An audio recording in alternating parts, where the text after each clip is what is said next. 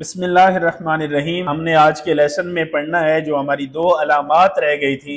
दो अलामात हमने पढ़ ली थी, जज्म और शद। दो अलामात हमारी रह गई थी, छोटी मद और बड़ी मद। याद रखें कि ये जो छोटी मद और बड़ी मद है, ये मद की अकसाम नहीं है, बल्कि ये दोनों सिंबल्स हैं, अलामात हैं। दोनों की अलहदा अलहदा जो है वो अपनी पहचान है और इन पे अलहदा अलहदा जो है वो कंसेप्ट है। तो ये दो अलामात हैं हमारे पास, छोटी मद और बड़ी मद। छोटी मद और बड़ी मद पे सिर्फ एक छोटा सा आवाज के पढ़ने का जो कंसेप्ट है बस वो क्लियर करना है। लेकिन उससे पहले आप इसकी अलामात को अच्छी तरह ज़हन नशीन होनी चाहिए। यानी ये जो अलामत है अलमदा की तरह जो होती है थोड़ी सी, इसको हम छोटी मद कहते हैं। और ये जो दूसरी अलामत है ये अलमदा की तरह नहीं है, ये उससे थोड़ा सा डिफरेंट है, तो इसको हम बड़ी मद कहते हैं। तो सबसे पहले आप इसकी अलामात को नोट करें कि छोटी मद की जो अलामत है वो किस तरह की दिखती है और बड़ी मद की जो अलामत है वो किस तरह की है।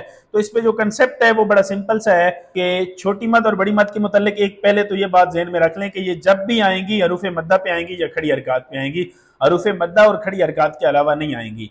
इस पे छोटी मद है वो ये है कि छोटी मद पे आवाज को 2 से 3 सेकंड लंबा करना है, जबकि बड़ी मद पे आवाज को 2 से 5 सेकंड लंबा करना है। यानी सबसे पहले इनकी अलामत ज़हन नशीन कर लें और अलामत ज़हन नशीन करने के बाद फिर ये कंसेप्ट ज़हन में रखें कि छोटी मद पे आवाज को 2 से 3 सेकंड लंबा करना है। जिस तरह यहाँ पे हमने पढ़ना है, मा अमरा ला अस्अलुकुम, यानी आवाज आपकी 2 से 3 सेकंड लंबी हो गई तो काफी है।